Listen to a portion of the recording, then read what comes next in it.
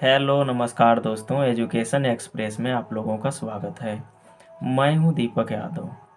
आज मैं class 11th के पॉलिटिकल साइंस के कुछ महत्वपूर्ण प्रश्नों को लेकर आया हूं दोस्तों, जो परीक्षा की दृष्टि से अति महत्वपूर्ण है। तो आइए देखते हैं प्रश्न नंबर पहला क्या है।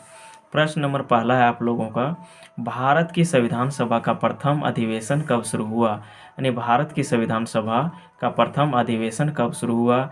तो भारत की संविधान सभा का प्रथम अधिवेशन शुरू हुआ था 9 दिसंबर 1946 को। दोस्तों, भारत की संविधान सभा का प्रथम अधिवेशन कब शुरू हुआ था? 9 दिसंबर 1946 ईस्वी को। यानी भारत की संविधान सभा का प्रथम बैठक हुआ था 9 दिसंबर 1946 ईस्वी को। अगला प्रश्न है, भारतीय संविधान सभा के उद्घाटन अधिवेशन की अध्यक्षता किसने की। यानी भारतीय संविधान सभा के उद्घाटन अधिवेशन जब हो रहा था तो उसकी अध्यक्षता किसने की दोस्तों? सच्चिदानंद सिन्हा ने किया था। भारतीय संविधान सभा के उद्घाटन अधिवेशन की अध्यक्षता किसने की थी? सच्चिदानंद सिन्हा ने।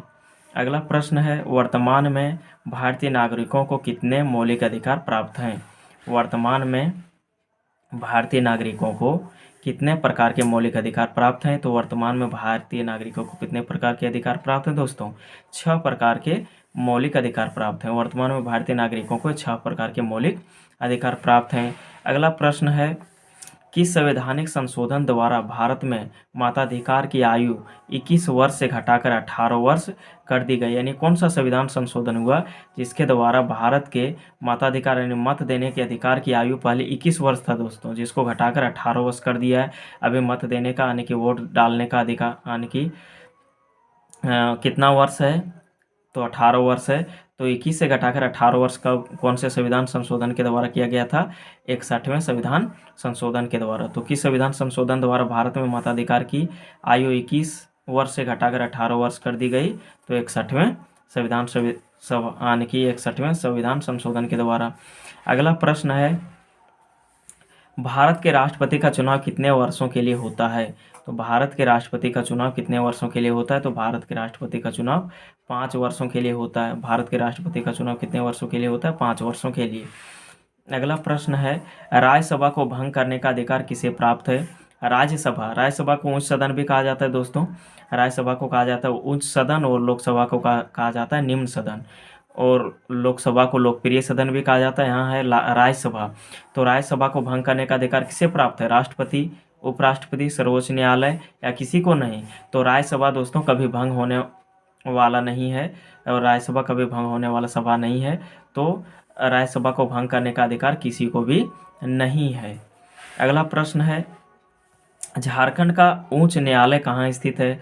झारखंड का उच्च न्यायालय कहाँ स्थित है? ऑप्शन है ए नंबर हजारीबाग, बी नंबर है रांची, सी नंबर है गिरिडीह और डी नंबर है दुमका।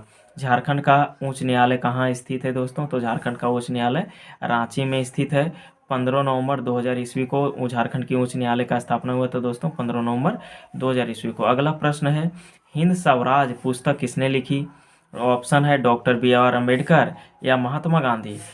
तो हिंद स्वराज नामक पुस्तक लिखा गया था महात्मा गांधी के द्वारा। हिंद स्वराज पुस्तक किसके द्वारा लिखा गया था दोस्तों? महात्मा गांधी के द्वारा। अगला प्रश्न है, किसने संविधान सभा में उद्देश्य प्रस्ताव पेश की। तो संविधान सभा में उद्देश्य प्रस्ताव किसने पेश किया था दोस्तों? जवाहरलाल नेहरू ने। किसने संविधान सभा में उद्देश्य प्रस्ताव पेश किया था? जवाहरलाल नेहरू में। दोस्तों, संविधान सभा की प्रथम बैठक 9 दिसंबर 1946 ईस्वी को हुआ, जिसमें सच्चिदानंद सिन्हा को अस्थायी अध्यक्ष चुन लिया गया। इसके 2 दिन के बाद 11 दिसंबर 1946 ईस्वी को डॉक्टर राजेंद्र प्रसाद को संविधान सभा का अस्थायी अध्यक्ष चुन लिया गया था दोस्तों। तो संविधान सभा का अस्थायी अध्यक्ष कौन था? डॉक्टर राजेंद्र प्रसाद। और 13 दिसंबर 1946 को जवाहरलाल नेहरू ने उद्देश्य प्रस्ताव पेश किया था दोस्तों, 13 दिसंबर 1946 को। अगला प्रश्न है, संविधान सभा के अस्थायी अध्यक्ष कौन थे। तो संविधान सभा के अभी बता चुके हैं, संविधान सभा के अस्थायी अध्यक्ष कौन थे? डॉक्टर राजेंद्र प्रसाद। संविधान सभा के अस्थायी अध्यक्ष डॉक्टर राजेंद्र प्रसाद। और संविधान सभा के अस्थायी अध्यक्ष बने थे यानी प्रथम सच्चिदानंद सिन्हा। और उद्देश्य प्रस्ताव किसने पेश किया था? तो जवाहरलाल नेहरू ने। 9 दिसंबर 1946 को सच्चिदानंद सिन्हा संविधान सभा के अस्थायी अध्यक्ष बने थे।